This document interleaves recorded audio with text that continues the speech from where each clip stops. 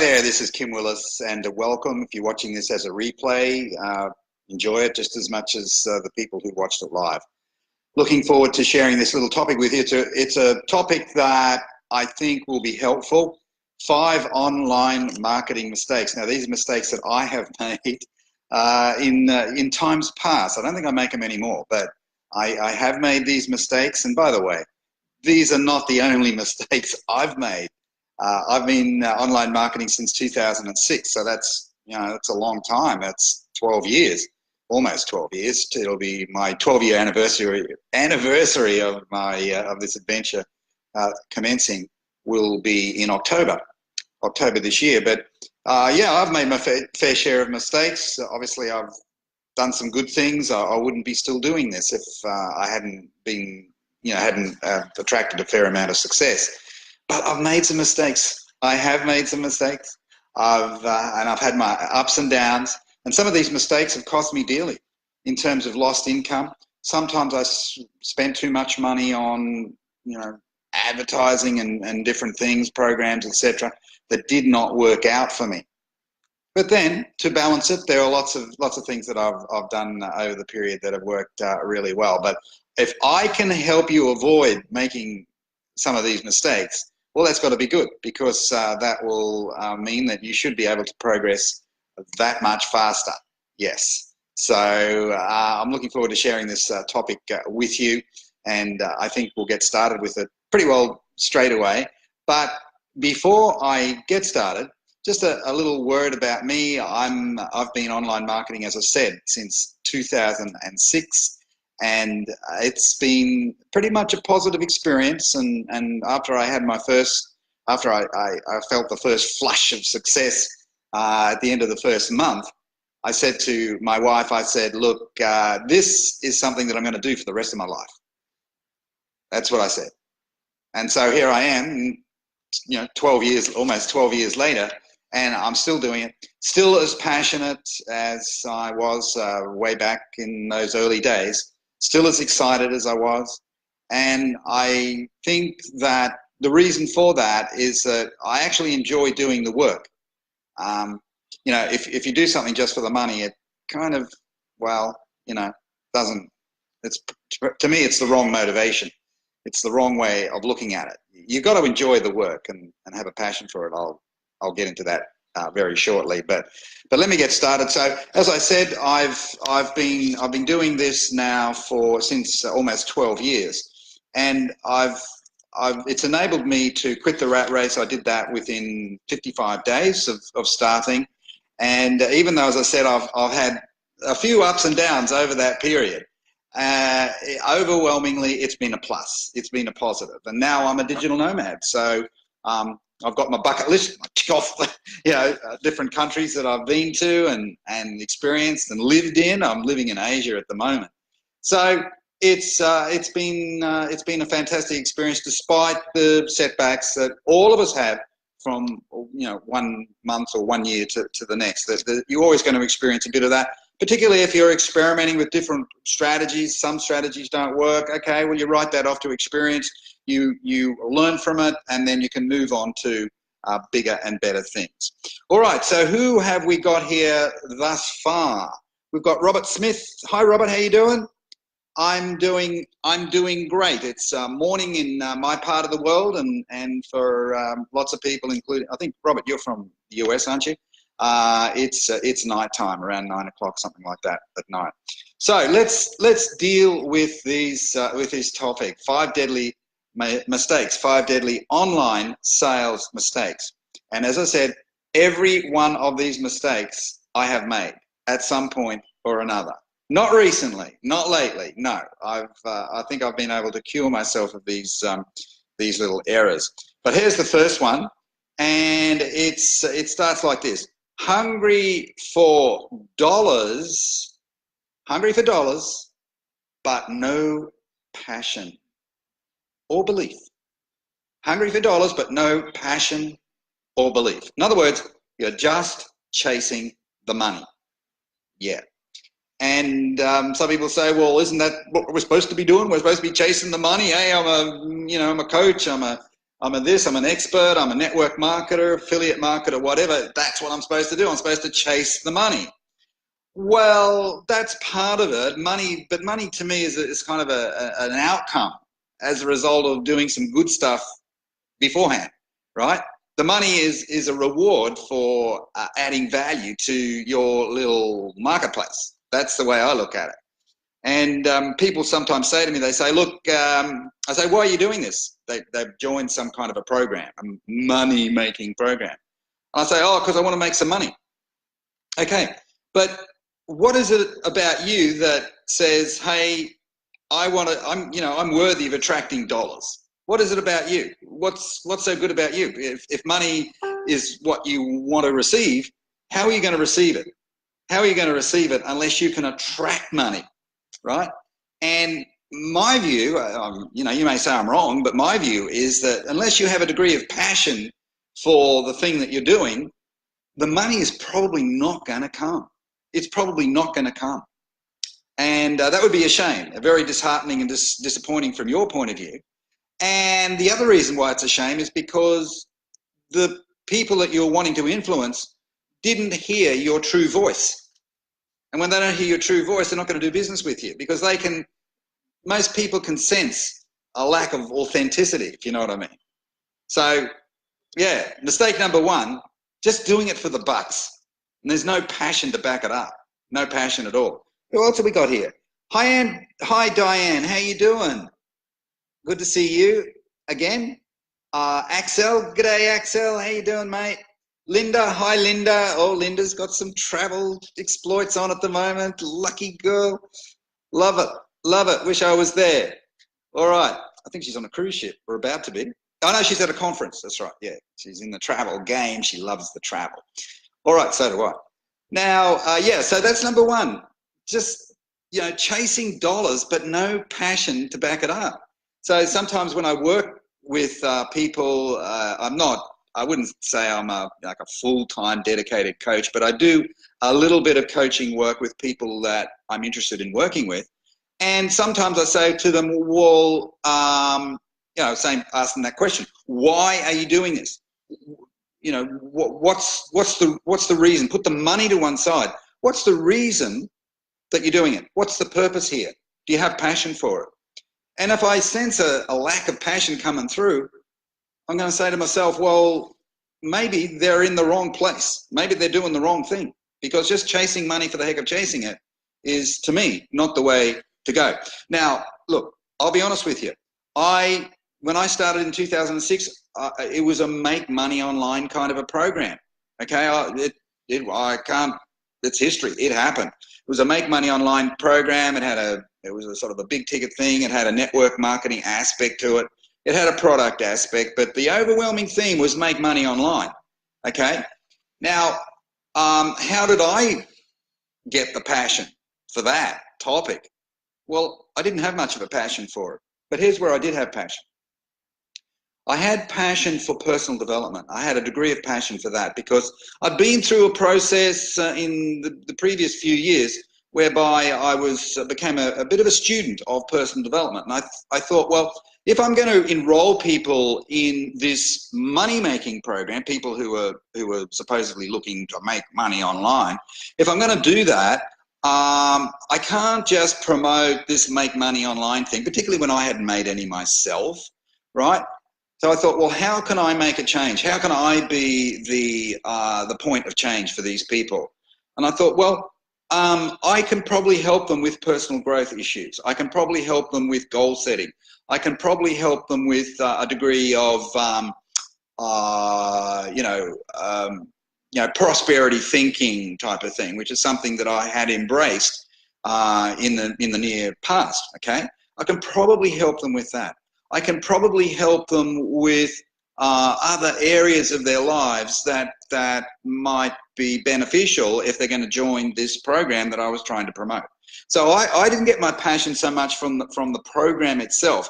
I got the passion from the fact that I believed I could help people because of my personal development experience. I was into Bob Proctor and Jim Rohn and people like that.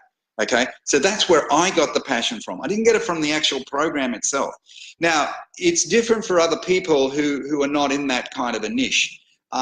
People, maybe you're a coach, you're a health coach, a fitness coach, a personal development coach, or something like that. Well, if let's say you're a weight loss coach, okay, you're helping people with weight loss, or you've got weight loss products, nutritional products. Well, your passion probably comes from the products or the process involved, because presumably you got a great result yourself, okay?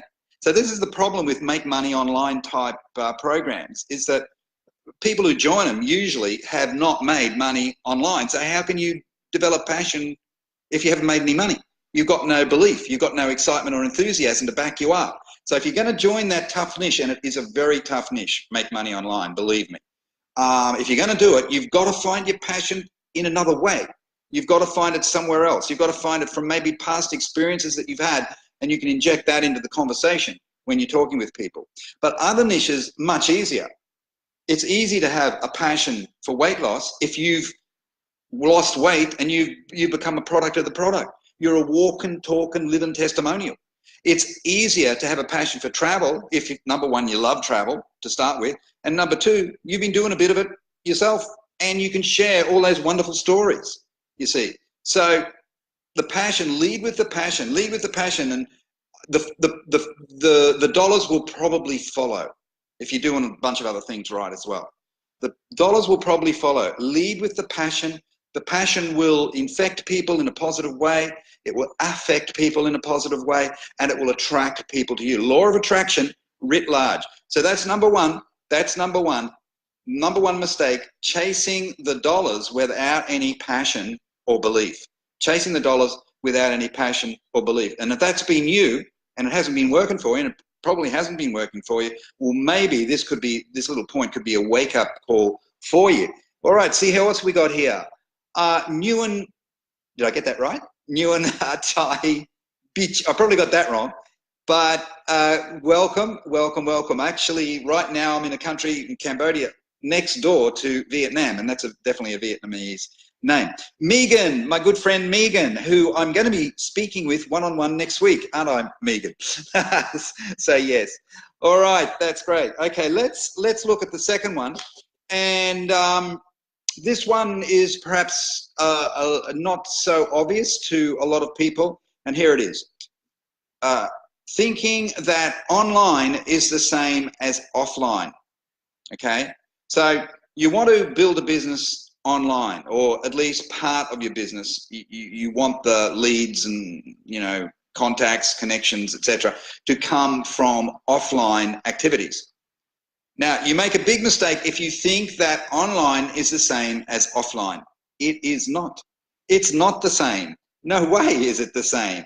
Obviously there are some similarities, but it's not the same as, because you can't eyeball people. I guess, well, you can on a Zoom call or something like that, but it's not the same as looking someone in the eye, shaking their hand, feeling their energy.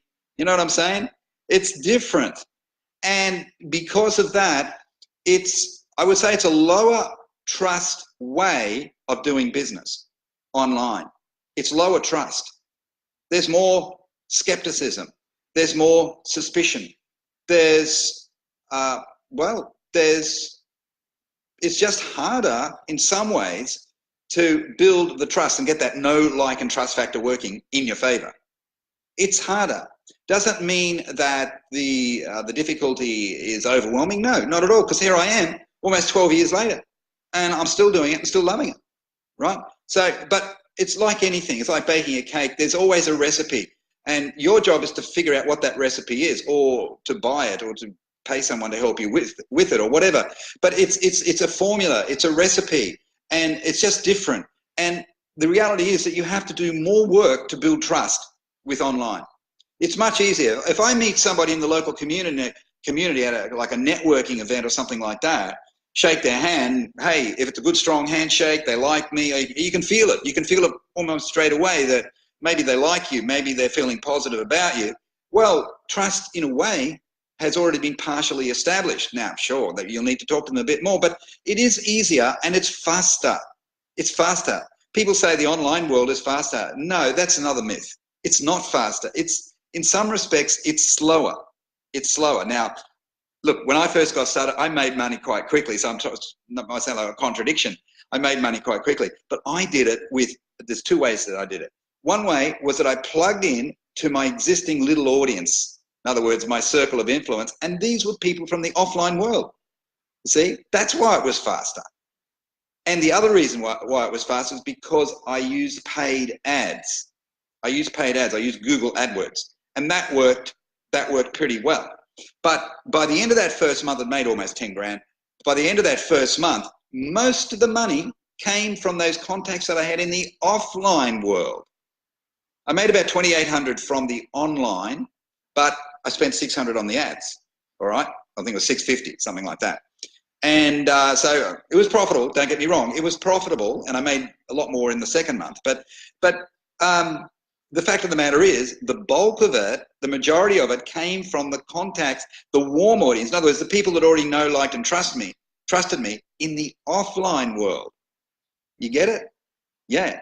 So it doesn't. I don't want to put you off the online thing at all, because I'm an advocate for it. But all I'm saying is that with the online side of things, there's less trust. And it takes longer to establish trust. So how do we establish trust? Well, one way is with content, good content, and not just picture quotes and things like that. Not just photos of funny cats doing stupid things, right? No, it's got to be more than that. It's got to be something from you that kind of resonates with people. Particularly if you know what their pain points are, if you can create a piece of content that talks about it and maybe offers some kind of a little solution, well, yes, that will help to establish trust. It will. It'll help to establish trust. So that's one way of doing it, with content. Doing, and that's, I'm talking text-based content, but what about video content? What about a Facebook Live? This is the next best thing to, talking to people in a room where they can eyeball you and feel your energy and your spirit and all the rest of it. It's the next best thing. Okay, so there are things that you can do, and certainly Facebook Live and video has been a bit of a godsend, and I've done very well with video over the years, because I think it's more, in some ways, it's more powerful. It's a more powerful way to establish trust. Okay, so who else? Yes, Megan. Yes, glad I caught this. Yeah, great. Great, Megan. Okay, so thinking online is the same as offline. Guys, it is not the same. It is not the same. So you've got to kind of shift your thinking to a degree and say, okay, well, if it's not the same, if the internet is essentially a low trust kind of environment, and even a platform like Facebook is essentially, it's a low trust platform, unless you already knew the people offline beforehand. We have to do more. We have to go all out to get that know, like, and trust factor working in our favor.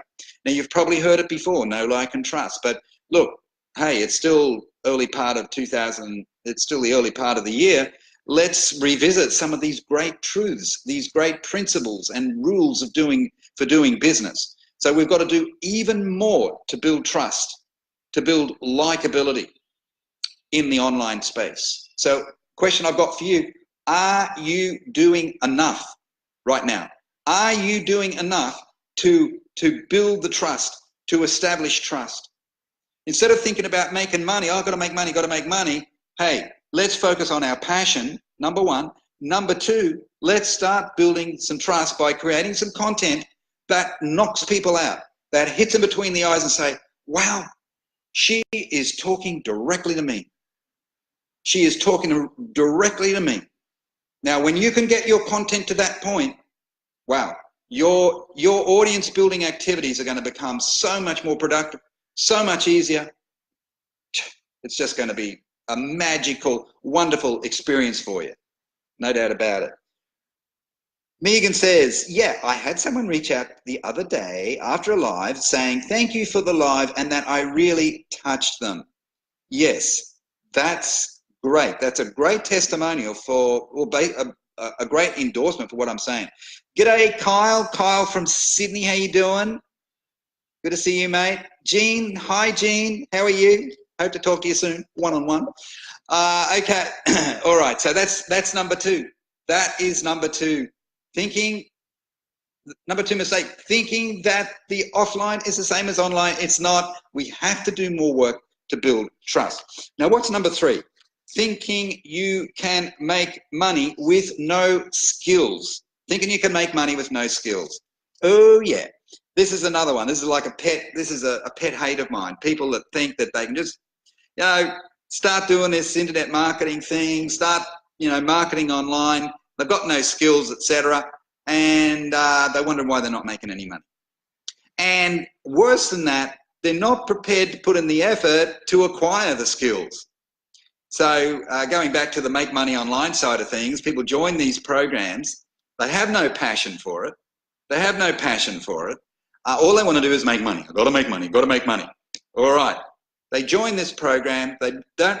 They have no passion for it. They haven't established any trust in the marketplace. They don't have a following, and they just think that the money is going to flow. They think the money is going to flow no matter what, no matter what, and do it without skills. They think they can do it without having any skills whatsoever. Now, if you're a coach, an expert, something like that, okay, you already have some skills. You have skills that are related to your main topic. But in a similar vein, you need to acquire some skills to make the online thing work for you, because it's another discipline. It's not the same as meeting people in your local community. It's different, and it requires a new set of skills. The problem is that a lot of people don't want to put in the grunt work to acquire those skills. They don't want to do that. They just think that they will wing it. They've got a kind of a instant gratification kind of a mindset, okay? Instant gratification. They want the instant results, but they're not prepared to put in the work designed to get them those results, all right? So somehow, someday, you're going to have to affect a change in the way you think. You do. You have to do it. If that's you. If it's not you, fine. We can just breeze past this point.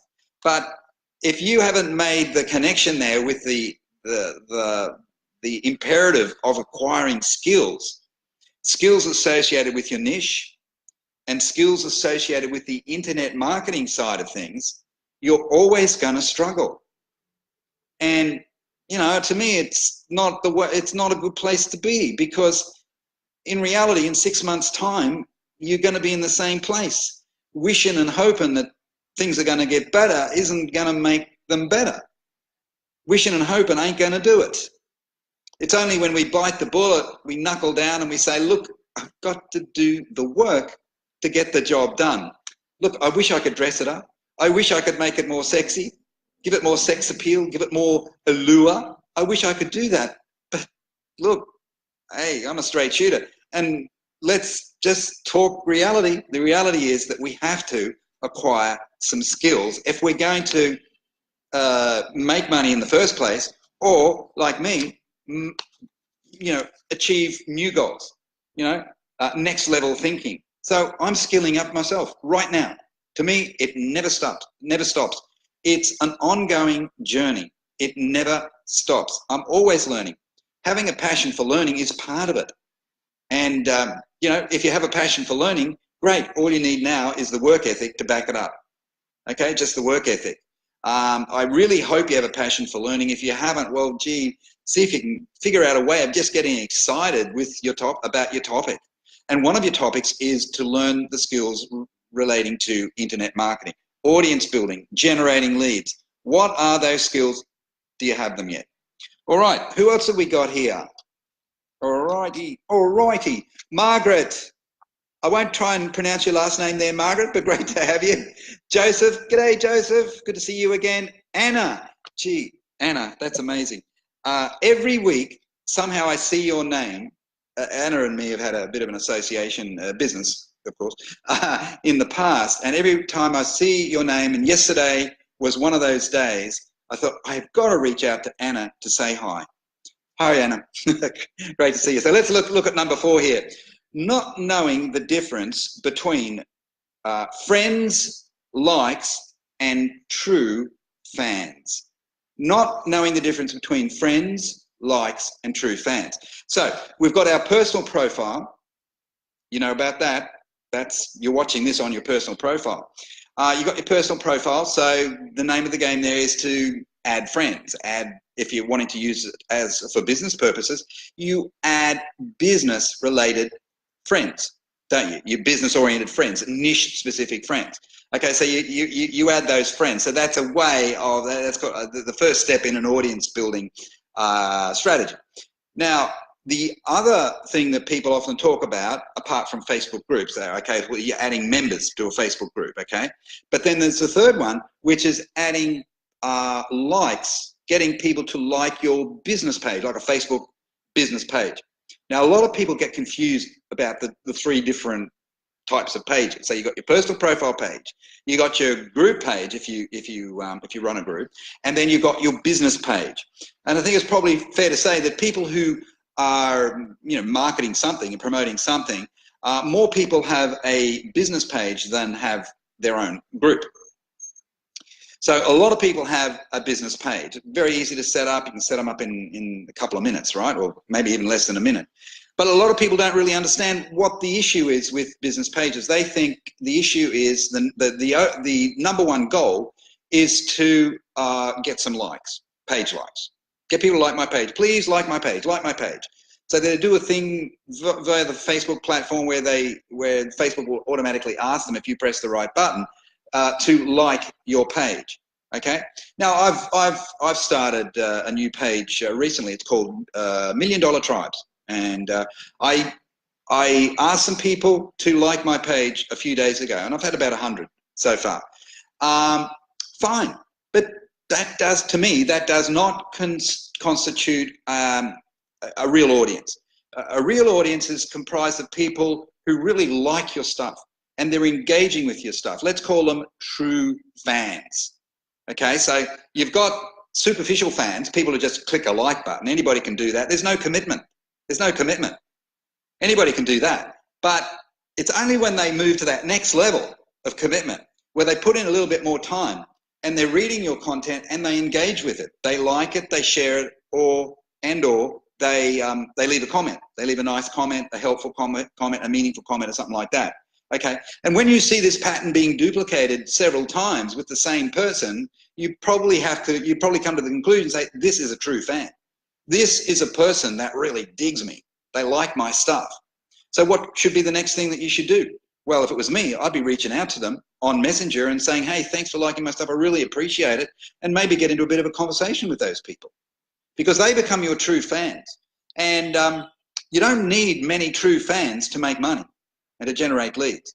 Maybe 20 or 50. I've got a challenge coming up very soon, and it's about finding 50 true fans. You finding 50 true fans. And by the way, if you want to get a notification for that, we're not ready to launch it yet, but if you've got want to get a notification about that challenge, it'll be a 9-day challenge. If you want to get a notification, just say yes or something like that in the comment box there, and I'll make sure you get a link when we're ready to go.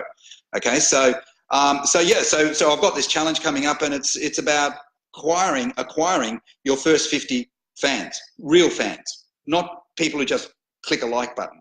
Okay, true fans, and it could be true fans of your Facebook page, could be true fans on your personal profile page, or if you've got a Facebook group, 50 true fans. Some people have got 500 members of their Facebook group, but they don't even have one true fan. If their Facebook group is essentially dead, you can safely say there's probably no true fans in that group. Okay, so we need to kind of fix that. We need to have a strategy designed to, move mere interests and likes to the point where they've become true fans, because that's where you'll do the easiest business. That's where you'll do the best business. You do the best business with your true fans. Okay, really important point, that one. Okay, who else have we got here? Dwight. G'day, Dwight. How you doing? And Michelle, hi Michelle, good to see you. Good to see you. Okay, so that was number 4. Not knowing the difference between friends, likes, and true fans. True fans. That's what you need. True fans. Okay. Number 5. Chasing sales but no audience. Okay, so this is the last one. Chasing sales but no audience. So just let me review the first 4. Go back. I haven't got the summary here. What an idiot. Number 1 was hungry for dollars but no passion or belief. Hungry for dollars but no passion or belief. Number 2, thinking that online is the same as offline. No way, no how is it the same. Number 3, thinking you can make money with no skills. Yep. And number 4, not knowing the difference between friends, likes, and true fans. So let's look at the last one. Number 5, chasing sales but no audience. Okay. All right. I think that's called putting the cart before the horse. Now, I gave you that story, my story, back in 2006. I made sales. I made 5 figures in my first month, almost 5 figures in my first month. And but I also revealed to you that most of that money that I made didn't come from online, even though this business thing that I joined as an affiliate was an online marketing kind of program. But most of the people who joined me, who bought the thing, it was a high ticket thing, who bought that thing and got involved were people that came from my offline world, people that I already knew. In other words, I had an audience. Sure, it was only a small audience, but I had an audience. It was an offline audience, but it was still an audience. These were people that knew me, liked me, presumably, and trusted me, okay? So I already had a little audience, okay? Now, you probably have a little audience as well. Let's say you're just starting out, you have some kind of an audience. You've got some friends on Facebook, there's an audience there. Whether the audience consists of the right people is another topic, but let's say some of those people are right for your niche. They could be candidates for whatever it is that you're promoting. That's a good thing. That's a good thing. So you already probably have some kind of an audience. What you want to be doing is, implementing some kind of a campaign designed to cultivate those people and nurture those people and get to the point where a percentage of them become your true fans, as discussed in the last point. But what happens after that? What happens when you've done whatever you can do with your existing little audience base? Do you have a strategy in place designed to continue to build your audience? And most people don't. They don't. They make a few quick sales to their existing people, what we might call the warm market, and then that's it. What do I do now? Oh, okay, then it's down to, well, spending a bunch of money on ads, or what? Cold pitching people. They're typically the 2 options. Okay, I've run out of people. I've got no one else to talk to. So I'm going to have to spend 10 grand or $5,000 or whatever it is on advertising. Or I'm just going to have to bite the bullet and start pitching people and do it on Facebook, do it on telephone, whatever, to find new people, because you don't have a continuity program in place so that you're continually building an audience. You don't have that. So my recommendation is that you embrace the idea of audience building as a perpetual strategy, an ongoing strategy, an evergreen strategy, something that just happens by default. You do it every day. You do it every day. It's non-negotiable, have Sundays off, but 6 days a week, you're audience building. That's what I do. I still build. I'm creating a new audience now because I'm moving away from the niche that I've been involved with for many years, and I'm moving into a new niche. I identified the niche before Christmas, and I thought, right, I'm going to install or develop an audience building strategy specifically for that niche. So I became very clear about their pain points, about their concerns, what keeps them awake at night, they're hot buttons. I became very aware of that. And then I started to create a little bit of content that I thought might hit the spot for people in that niche. And it will only resonate with people in that niche. And then I developed a strategy to find those people. So I started fishing in different ponds, right? So I started in using Facebook as the context here. I started joining different Facebook groups that I knew where people were going to hang out who were in this new niche. Okay, so I started fishing in different ponds and using these, using effective audience building strategies. Lo and behold, people started reaching out to me. I didn't do much reaching out to them. I didn't do much in the way of, adding them as friends or anything like that. I've had more people in the last week reach out to me as a result of the little comments that I make in some of these niche-specific affinity groups, Facebook groups, right? Okay, there's a real skill here, but once you've got it, this is what I talked about earlier in the talk. Skill building, so important. You get good at this, man. You're a fisherman or a fisherwoman. You're just fishing.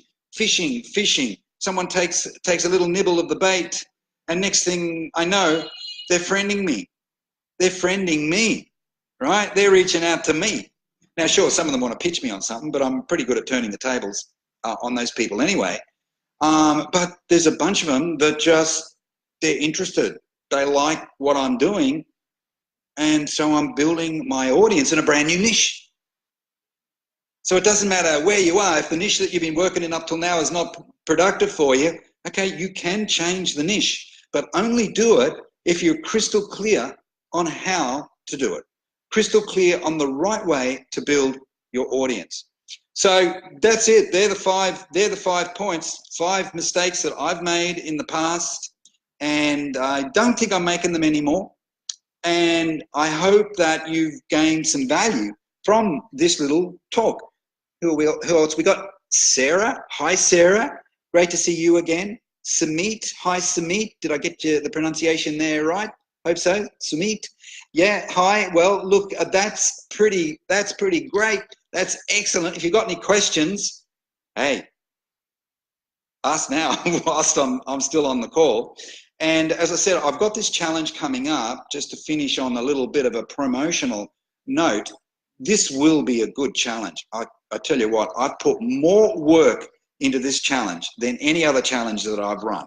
I ran quite a number of challenges last year, and I've got people on this call right now who can testify to that fact. And they've been involved with me on those with those challenges. But this one is, wow, boy, talk about embracing next level thinking. This is, it's called Turbo Tribes. That's the name of it. That gives you a bit of an idea. We talk about tribe building. This challenge is called Turbo Tribes. So if you'd like an invite when we're ready to make the announcement, we're not quite ready yet. So you just got to say yes or something like that, because I don't have a link or anything like that to give you at this point, but we'll take a note of who you are. And when the time is right, it'll be soon. It'll be quite soon. When the time is, I've got to fix this movement thing with my laptop. Sorry about that. Next time it will be fixed. But when the time is right, you will receive priority notification about the Turbo Tribes Challenge. Apart from the fact that you're going to learn some next level tribe building, audience building, true fan building strategies, you're going to have a lot of fun. You're going to acquire some new skills. There's no downside. You've got to give up a little bit of time, but you only need about half an hour to an hour a day. So it's going to be pretty good. Trust me, it will be good. Trust me. And Daniel, okay, Daniel, well, we're just finishing off, but hey, whether you're watching the live or you're picking this up, or actually, I don't need to say it because you will be watching it as a replay anyway, but whether you've watched the live or you've watched it as a replay, I'm glad that you've attended. I assume that you got some value out of it. I got some thumbs up there, so someone must be liking it. And I look forward to seeing you on my next live. Actually, this was the first Facebook Live via my personal profile for 2019. About a month late, but like I say, there's been so much going on behind the scenes that honestly, I did not have the time to do a Facebook Live. But anyway, this kicks it off, and I'll run another good topic, at least one more topic next week. Maybe I'll do 2.